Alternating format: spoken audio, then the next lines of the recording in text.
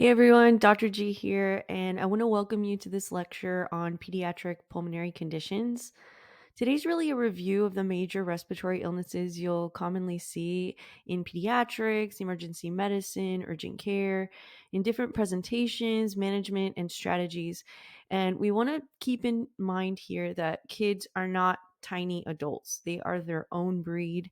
And so we want to really tackle this pulmonary conditions from the pediatric perspective. So the goal of this session is really just to refresh your understanding before our in-class activities. And in class, we're really going to apply what we've learned today in this lecture. So let's get started. So today we'll focus on 7 key pediatric pulmonary conditions.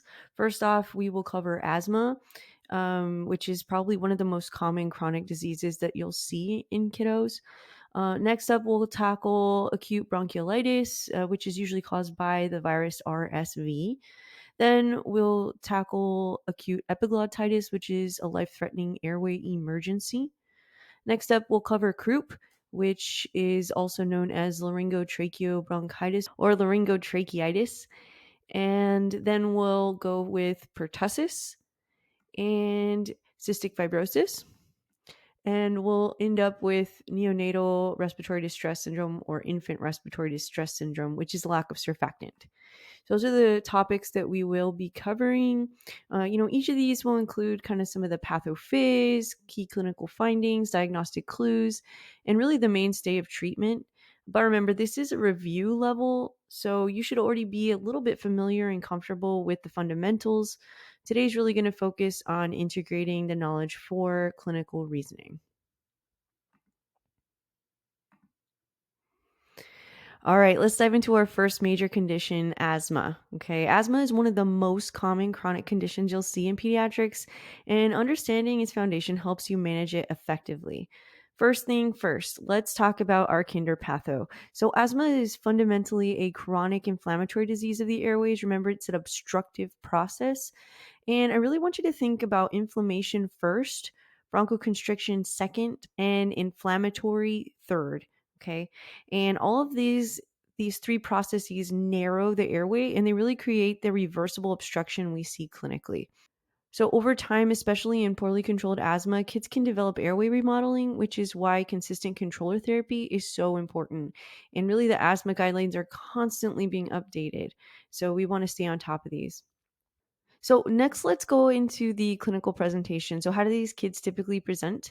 Well, wheezing tends to be kind of the hallmark symptom. They can also have a combination of shortness of breath, chest tightness, and sometimes cough can be the only symptom, especially at night or in the early morning or even with exercise. So we want to remember that cough can be the only symptom in some children, and that's generally considered like a cough variant asthma. If symptoms tend to worsen with like viral infections, exercise, allergens, or weather changes, asthma needs to be one of the top differentials on your list. So, next up, let's talk briefly about diagnosis, and then we'll go into it a little bit more as we move through the next few slides. So, in kids old enough to perform spirometry, usually that's around age 5 or 6 and up, you're looking for a reduced FEV1 to FVC ratio. And usually that's less than about 80%. And you want to see that typical reversibility. So when we do the initial spirometry and then we give the child, let's say, an albuterol inhaler, and we repeat the study, we should see a greater than or equal to 12% post bronchodilator improvement in symptoms. We can also consider doing a methacholine challenge in patients that have normal spirometry to kind of provoke their asthma and see if we can make the diagnosis that way. But it's not always needed. I think a lot of times nowadays in the right settings, we can diagnose asthma without having to do that. One other thing to mention here is peak flow. So a peak flow meter is a useful tool with children moderate to severe asthma, and it kind of monitors the trends that they have, but it's not a diagnostic tool. And really, finally, just a brief overview of the management because we're going to definitely go a little deeper into that. So, in the acute setting, we rely on SABAs or short acting beta agonists like albuterol for quick relief. Long-term control really focuses on inhaled corticosteroids, either alone or in combination with a long-acting beta agonist. And then there's a few other medications we tend to use in a conjunction with it. So some leukotriene receptor antagonists like montelukast. And then one of the more important parts of management is really education of trigger avoidance, inhaler techniques using spacers, and making sure that really every patient has a written asthma action plan, which we will go over in a little bit.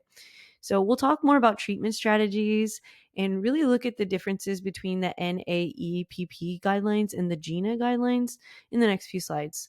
And one big key takeaway I want you, so you don't get kind of bogged down in the details, is really that asthma is an inflammatory condition with reversible obstruction. And so long-term control is almost always involving some sort of anti-inflammatory therapy. All right, so before we move on, I want to pause and review a few key terms that show up throughout the guidelines so we're all familiar with them. These really will help you understand the logic behind the stepwise approach, and you'll see them in clinical notes and asthma action plans, and even on some of your board review questions. So, SMART. What does SMART stand for? So, it stands for Single Inhaler Maintenance and Reliever Therapy. This is usually the ICS formoterol inhaler that's used both for daily maintenance and symptom relief. And really, the advantage here to having one inhaler, a single inhaler, is consistency. So, every puff delivers both the bronchodilation and the anti inflammatory action. Next up, we have the term AIR, or anti-inflammatory reliever. This is a concept used in some international guidelines. It's essentially the same idea. It's using the ICS formoterol combination as the rescue option instead of the SABA alone. Next up, we have a LABA or LABA, right? So this is the long-acting beta agonist. So these are used in asthma management, mostly referring to formoterol when we talk about it in conjunction with inhaled corticosteroids or ICS. And well, here's the next term, ICS. So ICS is inhaled corticosteroids, usually like budesonide, fluticasone, or mometasone.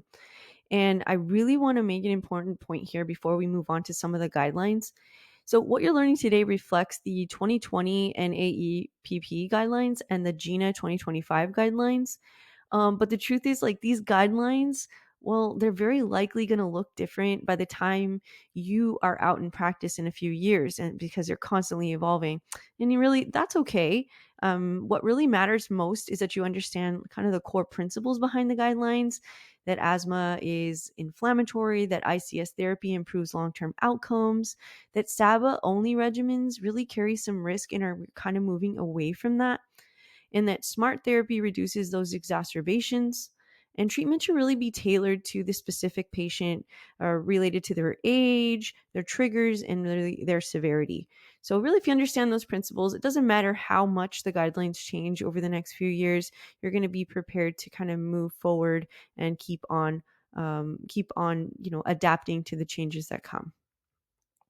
All right, so now let's compare the NAEPP 2020 and GINA 2020 approaches. So these are the two major guideline systems that you'll use clinically.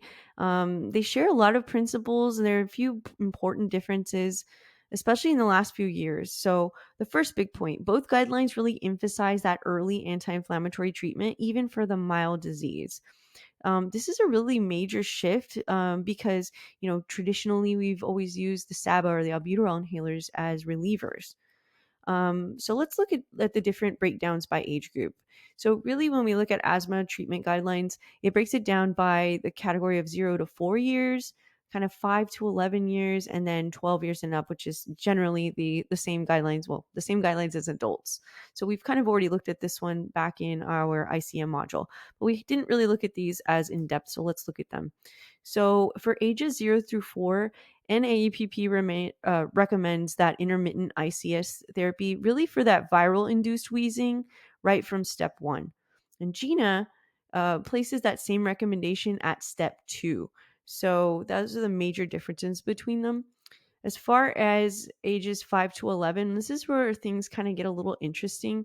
So NAEPP introduces that SMART therapy being that single inhaler maintenance and reliever therapy. And that's the ICS formoterol in both maintenance and reliever. And that starts at step 3 for NAEPP. And we'll go through the steps one by one in a little bit. But GINA also offers a SMART at step 3, but it goes further and actually prefers SMART over traditional ICS LABA at step 4.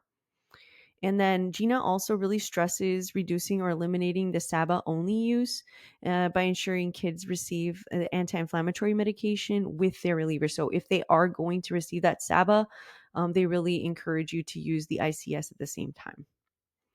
And then as far as adolescents, so 12 years and up and all the way through adults, NAEPP really recommends the SMART starting at about step 3. And then GINA really recommends the ICS formoterol as the preferred reliever and at all steps, even from step 1. So how do we really put this into practice? Well, for mild asthma, we're moving away from SABA only practices. For moderate asthma, SMART therapy has become kind of the preferred treatment strategy in both guidelines. And then ICS formoterol is the only LABA combination that can safely be used for maintenance and reliever therapy. That's something to keep in mind. So main takeaway, both guidelines are much more aligned than they used to be. Try to stay away from the SABA only therapy. Try to use the ICS formoterol based regimens when appropriate. And on the next slide, we'll look more closely at some of the key terminology and specific dosing considerations. So let's take a look at that. So as mentioned before, I just really want to pull out some of the biggest practical takeaways from both of the guideline sets. So both of them are pretty strongly aligned on the importance of early anti-inflammatory therapy. So even kids that look like they might have like mild asthma, have some underlying airway inflammation, and both guidelines are going to recommend using that inhaled corticosteroid. And a second one, which is a big one, is a big shift away from the SABA only, like we mentioned before. As far as the combinations, ICS formoterol is kind of the top choice when we're looking for a SMART inhaler. Typical PEDS dosing, usually less than 12 years, we can use up to 8 total puffs per day, but only 4 as the relieving dosages. And then 12 years and up, or 12 years and up, 12 total puffs per day, max is 8 relievers. And then one other thing is, like, for the kiddos that are small, so less than 5 years old, both guidelines really understand that the majority of these kiddos are having the reactive airway disease symptoms when they have a viral illness. And so they're both recommending a short-term high-dose corticosteroid, inhaled corticosteroid, when they get these viral illnesses. One other thing we're going to talk about in a little bit is this asthma action plan. It's going to be super important because with asthma, really prevention is a huge factor in making sure these kiddos stay healthy long term. All right, now into these what can be quite daunting charts, right? Some of them look a little bit scary, but let's break them down. So this is our age group of 0 to 4 years. And managing asthma in this group can be really challenging because they can't really reliably perform spirometry, and a lot of their symptoms overlap with bronchiolitis or viral upper respiratory infections and wheezing related to that. So most of the clinical reasoning behind these charts is really entirely based on the patterns of symptoms, the triggers, and how these kiddos respond to therapy. So one of the most important NAEPP recommendations for this age group, which is what we're looking at here, NAEPP 2020, is really the use of intermittent inhaled corticosteroids. Okay. So these short bursts of inhaled corticosteroids, often they're given about for 7 to 14 days. These are to reduce that severity of wheezing episodes and kind of help prevent those ER visits in this category. For the kiddos that have the symptoms outside of viral infections, like nighttime cough, recurrent wheezing, they really do support the daily low dose inhaled corticosteroids, as we look kind of up here in these higher steps. So SMART therapy is really not recommended in the less than 4 years category. We usually are limited to kind of inhaled corticosteroids in conjunction with the SABA. All right, moving on to the 5 to 12 age group. This is where asthma management becomes a little more structured and consistent. So unlike the 0 to 4 age group, these kiddos can usually perform spirometry, especially as they're getting up in their years. And it helps us really classify their asthma and kind of find a baseline for them. SMART therapy in this age range begins at step 3.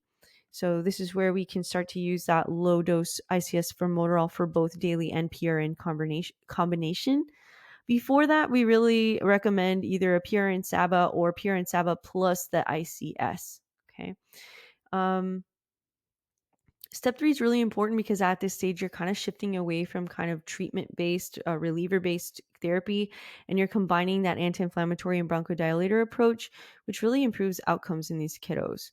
Main takeaway here, ages 5 to 11, early use of controller therapy at step 3, and transitions into smart therapy and improves symptom control and reduces those exacerbations and ER visits. All right, so now let's move into the adolescent group. So this really should feel pretty familiar because you've already seen this in our poll module, but I just wanted to kind of reinforce the key updates from the NAEPP because these are some of the recommendations you'll probably use most often in real practice. So in this age group, NAEPP clearly identifies smart therapy as the preferred option starting again at step 3. They still have the PRN SABA and the low dose ICS and PRN SABA in this category. So this is really where it kind of differentiates from GINA, which we'll see in a little bit. Another important point is the maximum daily dosing. So adolescents can use up to 12 total puffs per day. And this is of the ICS formoterol combination. As we get up into these higher steps, we're really going to have to start checking genotypes for the asthma, referring to allergy and asthma specialists, and maybe even considering using biologic therapies. So main takeaways from this slide for adolescents, smart therapy remains the preferred approach starting at step 3 as far as the NAEPP guidelines are concerned. All right, now let's shift over to the GINA 2025 and look at their recommendations for children. Let's start with the kiddos 5 years and younger. So GINA takes a slightly different approach than NAEPP. And one thing I want to start with is this personalized asthma management plan. So all 3 of the age categories use this assess, adjust, review. So we're constantly trying to tailor their treatment to the patient, excluding other diagnosis, making sure that the patients are using proper techniques, that the caregivers are aware of the goals of asthma management, that we're controlling other modifiable risk factors, triggers, and comorbidities, and that we also try to treat modifiable risk factors, that we can use non-pharmacological strategies, avoiding triggers and otherwise, and then the asthma medications, education, teaching them how to use a spacer even, and making sure that they're getting the treatment appropriately.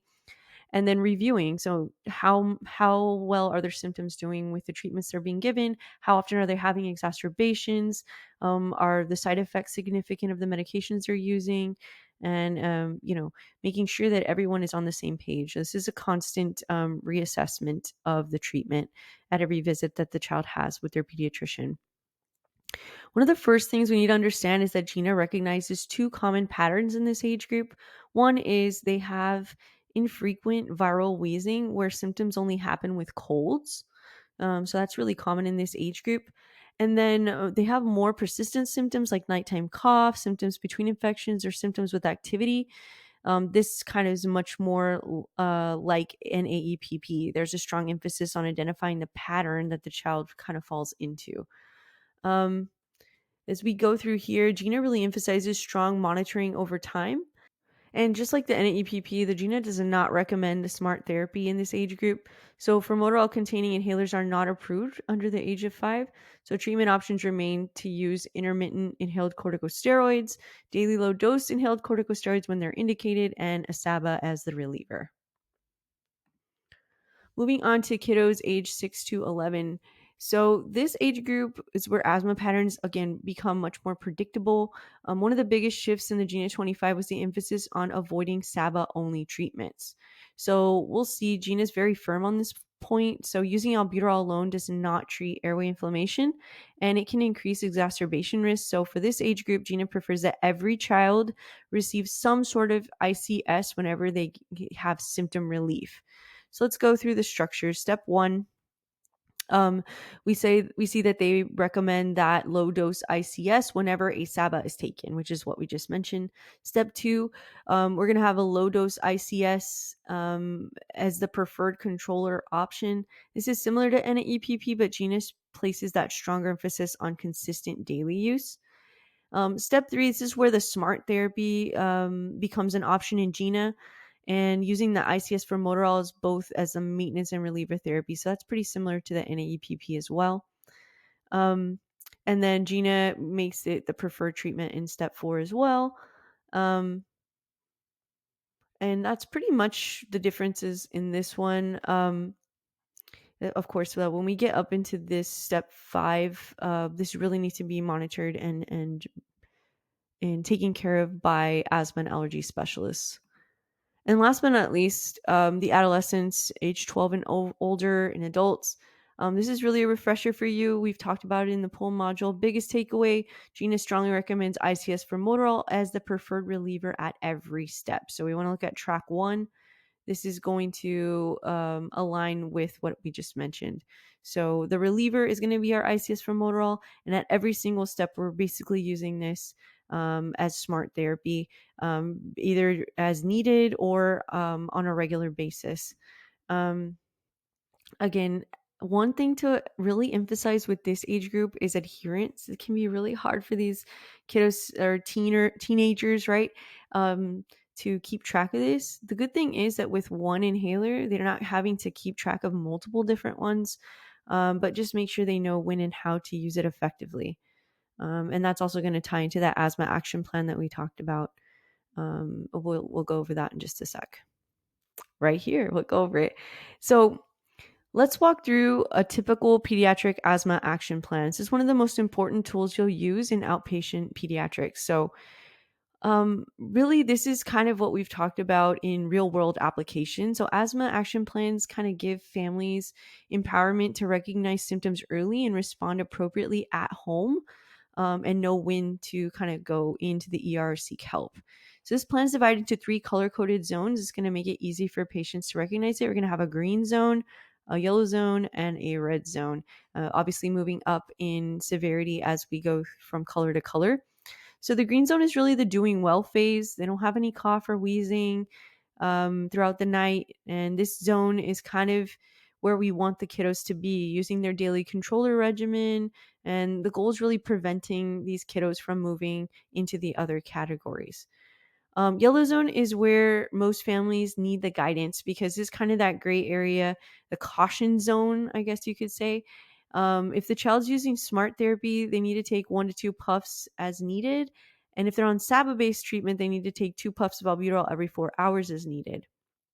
And of course, for those kiddos 5 years and younger who get the viral-induced wheeze, it's where you can start that kind of short course of high-dose ICS with those onset of symptoms.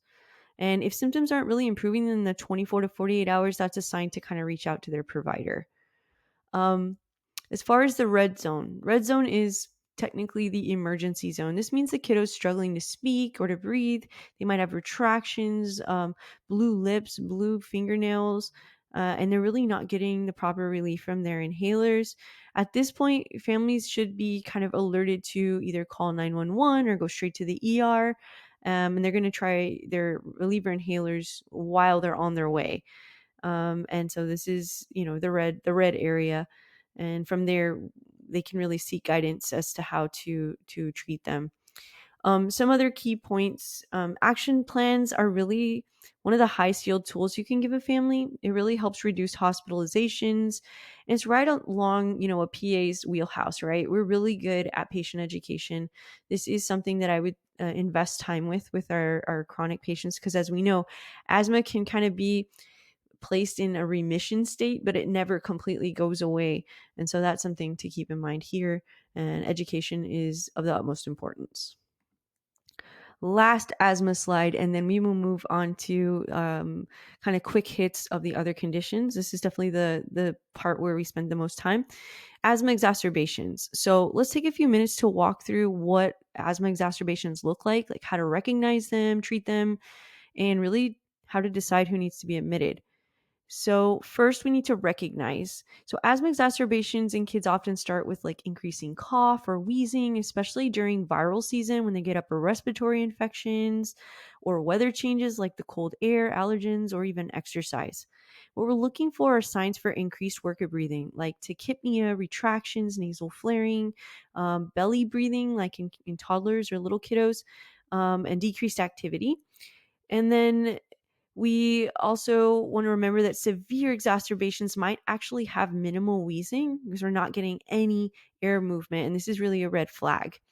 Some kiddos can actually also get kind of an anxious or irritable or fatigued. And these are all signs or symptoms that respiratory failure is coming. The kids don't have much reserve from this standpoint.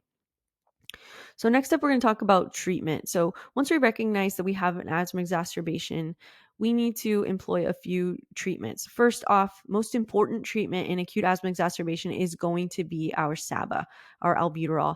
And I know we just finished talking about GINA guidelines and NAEPP, which are really moving away from SABA. In asthma exacerbation, SABA is first line. It's a separate thing than chronic asthma management. So we need to keep that kind of in a separate compartment in our brain. Albuterol is given usually in the emergency setting. We give it via nebulizer. We often give 3 back-to-back treatments of albuterol, kind of every 20 minutes or so, or even an hour-long treatment of continuous albuterol. Another thing that we tend to give in conjunction with albuterol is anticholinergic therapy like ipratropium, which we often give as A&A, so albuterol and atrovent treatments. We give those back to back. We also tend to give the systemic corticosteroids like oral prednisolone, or dexamethasone. And we give it in the emergency setting. And then for the next few days is what we call a burst treatment to keep the inflammation down. We definitely want to minimize the amount of times in a year that a child has to be put on systemic corticosteroids. And that's kind of the whole point of having that stepwise asthma treatment to prevent these exacerbations from happening. Oxygen. We want to maintain an oxygen saturation. We definitely want it to be above 90%. 94% probably a better guideline, so 94 and up. But infants at least 92. Okay. We also have some bigger guns to use if we have something like status asthmaticus where this is not working, like IV magnesium that we can use. And then we can also use sub-Q or IM epinephrine for severe bronchospasm. But again, those are going to be really high acuity patients. And then we can also use things like BiPAP or even intubation in the later stages. Now let's talk about disposition. So disposition means, can we send this patient home, or can they need to be admitted to the hospital? So some of the things we want to consider when we're considering admitting a kiddo to the hospital is persistent hypoxia. So we're not able to maintain their oxygen status, maintain that adequate saturation. That's kind of a red flag. Work of breathing. So these kiddos can tire out pretty quickly. If we're seeing those substernal, intercostal, or abdominal retractions, we need to think that even despite the initial treatments, they're continuing with those work of breathings. We need to consider admitting them to the hospital. We also, the need for continued or frequent bronchodilator treatments, like having it more than every 2 to 3 hours, that's a red flag. Poor air movement or concerning lung exam after treatment. So usually we give these treatments and we reassess. And if their airways kind of open up and they're looking better, we can consider sending them home. We also want to consider if they've ever had to be admitted to the hospital or the ICU, or if the kiddos have ever had to be intubated, because chances are if they have, that their risk is up for having that again. And then one other thing that I don't want you to forget about is social concerns. So like if I discharge this patient home, are they going to be able to follow up reliably? Are they going to have access to a nebulizer at home or medications? And so a child's generally safe for discharge when the symptoms improve significantly after treatment, oxygen levels are stable without need for oxygen, and then they can also go 4 hours between the albuterol doses without desaturating and needing it again. And we want to give clear instructions to the parents, the caregivers, about an asthma action plan and when to return. Okay. All right, we finished asthma. Let's shift over into our first infectious pediatric lung condition, and I promise these will go a lot faster. There's one slide per illness, so we'll get through these pretty quickly. Bronchiolitis is first up. Again, these are all going to be kind of refreshers. We have talked about these before, but just to refresh our brain so that we come into class ready to do some cases. This is one of the most common reasons why infants come to the emergency department, especially during those winter months. Okay. Recognizing this presentation in management is super essential. I've always kind of talked about bronchiolitis or RSV as kind of like infectious asthma in the tiny pediatric populations, kind of how it presents to me. And so we're going to see it primarily in the kiddos less than 2 years old. And RSV, or respiratory syncytial virus, it is the cause of over 70% of cases that we see of acute bronchiolitis. Peak season is going to be in those winter months, December to March. So let's talk about a little bit of inflammation. So pathophys, really the virus kind of inflames those airways, and they get airway obstruction and a little bit of atelectasis. The way that they present clinically really is going to be kind of this runny nose, upper respiratory infection, maybe a cough, and a low-grade fever. But over the next few days, it generally progresses to involve a little bit of the lower airways, which is when we start seeing that tachypnea, the increased work of breathing, the wheezing, retractions, nasal flaring. And in the really, really young infants, we might even see apnea or grunting. And these airways are so tiny. I mean, the pediatric airways are kind of like breathing through little coffee straws. And so even the littlest bit of inflammation or obstruction can really affect these kiddos. And so diagnosis, it's generally thought of as a clinical diagnosis, but we often use, in conjunction with a good history and physical exam, we often use a respiratory PCR or rapid antigen testing, and sometimes a chest x-ray for these kiddos. As far as management, it's entirely supportive. And this is where our book med and our street med are going to conflict a little bit, because there really is no magic medication for acute bronchiolitis. So our goals are really to maintain oxygen saturation above 90%. We can do suctioning, nasal suctioning, and keep the kiddo hydrated. And then monitor for worsening respiratory symptoms.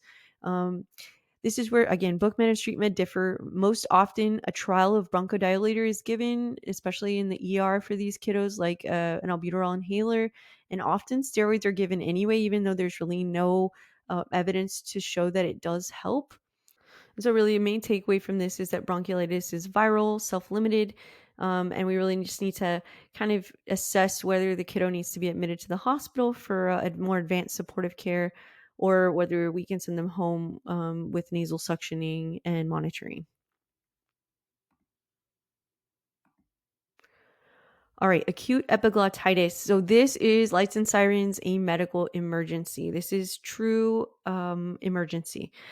So acute epiglottitis, it's much less common now thanks to the HIV vaccine, or Haemophilus influenza type B. And every clinician does still need to be able to recognize this. We live really close to a border. You never know what's going to come into your office or your emergency room. Delayed intervention can really be life-threatening in this case. So historically, Haemophilus influenza type B, HIB, is a primary cause of epiglottitis in kiddos. But since we've now established widespread vaccination, we see it most often in unvaccinated kiddos or undervaccinated communities, and also by other bacteria like maybe strep pneumo or strep pyogenes. The really critical thing about this is that it is super sudden. It comes on, boom, all of a sudden. These kids can look fine earlier in the day, and then they go rapidly ill very, very quickly. And the classic symptoms are going to include those 3Ds: drooling, dysphagia, and distress. But we can also see a high fever, a sore throat, sometimes a muffled voice. And then because these kiddos are having such a hard time breathing, they kind of position themselves in a tripod position, and we might hear some inspiratory stridor. One of the biggest red flags, these kiddos appear toxic. So unlike the classic kind of barking but usually non-toxic kiddo with croup, this kid's going to be drooling, anxious, wide-eyed, leaning forward, not speaking, and you're going to think epiglottitis. Diagnosis is clinical. We don't want to agitate the kiddo. We don't want to stick a tongue depressor to look at the back of their throat. We really want to try to limit the agitation that we have on this kiddo. And if they're stable enough to have x-rays, we can get a lateral neck x-ray, which will show that classic thumbprint sign, although I wouldn't recommend it in a tiny toddler, because just keeping them still enough for an x-ray is going to provoke that agitation, right? Management really focuses on securing the airway. So finding someone that can intubate a tough intubation, like an anesthesiologist, PD anesthesia, and giving the appropriate antibiotics, which is usually an IV ceftriaxone or cefotaxime plus or minus vanc. So that's really it. Recognize it, because the big takeaway here is that it's rare, but it's super high stakes. So you have to recognize it, keep the kiddo calm, secure the airway, and give them the antibiotics that they need. All right, croup. So laryngotracheobronchitis. So croup is something you will definitely see in clinic. You'll see it in peds clinic, urgent care, ED, family med, and it's often in the fall and kind of early winter. So croup is caused by the parainfluenza virus. I call it paracrouper, right? A paracrouper. Um, and it's typically affecting kiddos around 6 months to 3 years of age. I think of it like babies to toddlers. And the hallmark is that subglottic inflammation, so just below those vocal cords, which causes that classic barking cough. And you can hear it down the hallway when kiddos come in. Other characteristics of this, kiddos tend to have kind of a hoarseness to their voice or their cough. They can have stridor, low-grade fever, and the symptoms are often worse at night. But one key difference is usually kiddos with croup are not toxic appearing. Diagnosis, really clinical. I mean, you can hear, like I said, you can hear a croupy cough down the hallway. If you have to get an x-ray, an AP neck film might show that classic steeple sign where it kind of comes up and narrows just below the voice box. As far as treatment, it really depends on severity. So for mild croup, it's supportive, humidified air, hydration, observation. For moderate to severe cases, that's where we're going to start stepping up their treatment. The basis of treatment for this is going to be dexamethasone, usually 0.6 milligrams per kilogram, given once. If the kiddo has stridor, I usually also give treatment of racemic epinephrine, which is only done in the ER setting. We don't prescribe that to go home with. We watch them after that, looking for improvements, usually about a 2 to 3 hour period, to make sure that the symptoms don't rebound. And one important clinical pearl is to avoid agitating the child. Crying can really make this upper airway obstruction worse. So we want to try to keep them calm as we're giving them the treatment. And then we want to recognize that this is a self-limited viral condition and really assess whether or not the kid requires an advanced care. Pertussis. So, pertussis or whooping cough is another condition we need to recognize pretty quickly because kiddos and infants, they're at the highest risk for complications. So, pertussis is caused by Bordetella pertussis, which is a bacteria which attach to the ciliated epithelial cells in the upper airway, and they produce toxins that impair mucociliary clearance. So we can't get the mucus up. And this is why patients have those prolonged, uncontrollable coughing fits or spells. They literally can't move their secretions effectively. And so pertussis has 3 classic phases. You have to be familiar with these 3 phases. We have the catarrhal phase, the paroxysmal phase, and the convalescence phase. The catarrhal phase is usually the first 1 to 2 weeks, and this really looks like a cold. That's what catarrho, right? Cold kind of means. And so you're going to have that mild cough, runny nose, low-grade fever, and this is actually when the kiddo's most contagious. But unfortunately, the diagnosis is rarely made at this stage because, there's lots of upper respiratory stuff going around. Moving on to the paroxysmal phase. This is a classic hallmark phase of pertussis where the patients have those paroxysms of coughing fits or rapid coughs followed by that classic inspiratory whoop.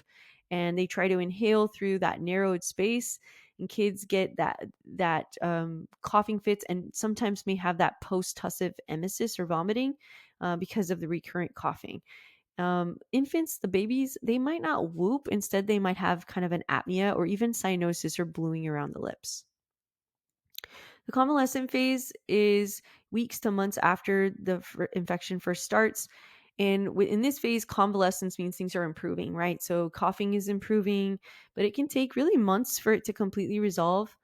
The diagnosis for pertussis is made by PCR. That's the best way to diagnose it. It's the fastest, most sensitive, and most widely available. Treatment is with a macrolide antibiotic. We usually prefer azithromycin or Z-Pak. And The antibiotic doesn't really shorten the course of the cough itself, but it reduces the transmission, which is why treatment is still important even in later phases of the illness. Prevention is the real key here, though, and that's via vaccination. So, adolescents around the age of 11 or 12, it says 10 here, but by the age of 11 or 12, should have had that Tdap booster. And also, the pregnant individuals should receive a Tdap during their pregnancy, and really anyone that's going to have close contact with the baby after it's born. So vaccination is a really important tool here. All right, next we're moving on to cystic fibrosis. This is really a foundational pediatric pulmonary disease. You might encounter it throughout your training if you're lucky to see it. Even though this is a review for you, it's important to understand that cystic fibrosis is a multi-system genetic disease. So it's not just affecting the lungs, it affects a lot of different systems. It's caused by a mutation in the CFTR gene. Okay. And this is most commonly the delta F508. And this mutation leads to defective chloride transport across the epithelial surfaces. And when chloride can't really move well, water can't follow it. And so the result is thick, sticky secretions in the lungs, in the pancreas, in the GI tract, and even in the reproductive system. In the lungs, which is what we're talking about today, those thick secretions cause what we call mucus plugging. They cause chronic infections, recurrent exacerbations, and progressive bronchiectasis, which is widening of the airways themselves. Kids with CF, they often grow bacteria you don't normally see in healthy kiddos, like Pseudomonas, which is a big player here. And in the GI and pancreatic systems, secretions can block pancreatic ducts, leading to pancreatic insufficiency, fat malabsorption, steatorrhea, vitamin deficiencies, and also failure to thrive. This is really why you often see the cystic fibrosis kids on pancreatic enzyme replacement therapy since infancy. Diagnosis. Well, it usually starts with our classic newborn screening that we have, followed by that sweat chloride test. I've seen that tested more than anything else related to cystic fibrosis. So really important to understand. A chloride level of greater than or equal to 60 is diagnostic.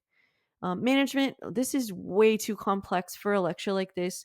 Some people spend their entire life studying one small part of one of these treatments, and treatment is constantly evolving for cystic fibrosis.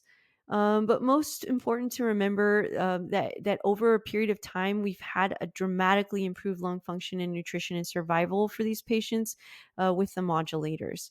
Most CF patients also require inhaled antibiotics, bronchodilators, pancreatic enzyme replacement, aggressive nutritional support, and really regular monitoring by their physicians. They have specialized teams that treat them.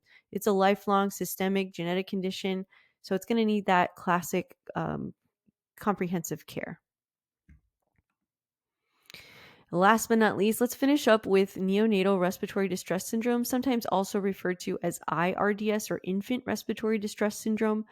And it's formerly known as hyaline membrane disease. And this is commonly seen in premature infants. So straight out the womb, okay? And they're usually premature infants, so less than 34 weeks gestation. It's one of the most common causes of respiratory failure in the NICU. So key to understanding IRDS, NRDS, whatever you want to call it, or hyaline membrane disease, is it's a lack of surfactant. So it's a surfactant deficiency problem. Surfactant, remember, it lines the alveoli and keeps a surface tension low in there so that they stay open between breaths. And so surfactant production begins really in late gestation. And the earlier the baby's born, the less surfactant they have available, so the less developed their lungs are. And it reduces, again, the alveolar surface tension, preventing collapse during expiration. So without that surfactant, the alveoli repeatedly collapse, leading to atelectasis, ventilation perfusion mismatch, hypoxemia, and a stiff, non-compliant lung. And as the body kind of tries to compensate, it compensates with tachypnea, breathing faster, and increased work of breathing. And this can be very unsustainable for a brand new baby. So we'll see classically after these babies are born, they'll have tachypnea, nasal flaring, grunting, intercostal or subcostal retractions, and even cyanosis. And symptoms tend to worsen over the first few hours of life. On chest x-ray, we get the classic reticulogranular or ground glass appearance with air bronchograms. And management really focuses on respiratory support and surfactant replacement after the baby's been born. So we usually do a CPAP or intubation, and we give the exogenous surfactant through the tube. Um, in surfactant therapy has really, improved mortality and complications. And one of the most powerful interventions really happens before birth. So if we predict or if we have an idea that a mom might deliver a baby early, we want to give antenatal corticosteroids such as betamethasone, and we give it to the mom preterm, especially if they're at risk for like preterm labor. And this accelerates fetal lung maturity, and it significantly reduces the severity of the IRDS when it happens. Remember, prematurity is the number one risk factor. There's also a risk factor associated with maternal diabetes. Male infants tend to get it more often, and a C-section delivery without labor is also an increased risk factor. A major takeaway here: it's preventable and it's treatable, and it's surfactant deficiency. All right. Okay, so we have made it to the end of this presentation. Let's wrap everything up with a high-yield summary of the pediatric pulmonary conditions that we covered today. So put it all in one chart for you to make it easy for you to kind of see it all at a glance. So first off, we have asthma. We usually tend to diagnose asthma as kiddos get older, so we don't usually see it in babies or infants. We might see some of the signs and symptoms of it, but we really can't get a formal diagnosis until they get a little older. We'll see reversible wheezing. Spirometry is really the test of choice to make the diagnosis, although we don't always need it. It can be clinically diagnosed.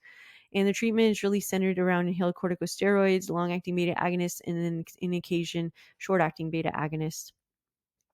Bronchiolitis, we tend to see it in kiddos less than 2 years old. I think of it as infectious asthma. RSV is the main player here, and we see wheezing, sometimes some rhonchi or crackles, work of breathing. We want to do a PCR for RSV and a clinical diagnosis, sometimes a chest x-ray, and it's really supportive care. There is no magic medicine. Croup, we tend to see it from 6 months to 3 years old. We see that classic seal-like or barking cough, plus or minus stridor. It's a clinical diagnosis. We can use an x-ray. If we do use an x-ray, we might see a steeple sign on it. And the treatment is 0.6 milligrams per kilogram, one-time dose of dexamethasone, plus or minus racemic epi. In the very, very mild cases, we can do supportive care with a humidifier. Epiglottitis, 3 to 7 years. We got the D's, drooling, dysphagia, distress, tripoding. They look toxic appearing, usually in an unvaccinated child. If we want to not agitate the kiddo, but if we can get an x-ray, we'll get a lateral neck x-ray that shows the classic thumbprint sign. We want to protect the airway and give IV antibiotics. Pertussis can happen at any age, most vulnerable in the infant stages. We're going to remember that it's a 3-phase course. You're going to see the classic paroxysms of cough with the whoop at the end. We can perform a PCR to make the diagnosis, and the treatment is macrolide, most namely azithromycin.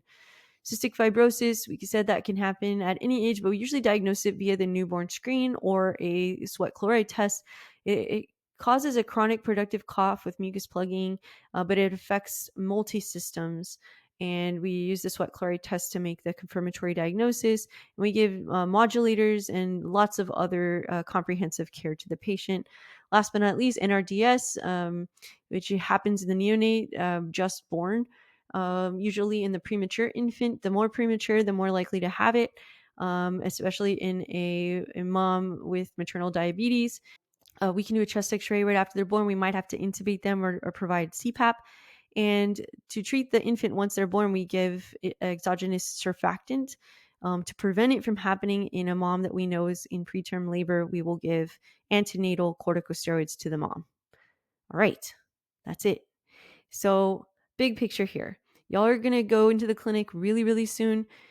Your role is really early recognition, differentiation between all of these different things. Remember, the treatments might change over time, but the principles are really the things that are going to last. So you want to focus on understanding kind of the why behind how we treat these conditions and what we do, and adapt as the guidelines change from year to year. So with that, this is going to conclude our lecture for today. When you come to class ready to apply all of this through case-based activities and maybe some Nearpod. And we'll also have some group discussion so we can practice our clinical reasoning, knowing that we're about to go out into the clinics ourselves. So thanks a lot for listening, and I'll see you in class.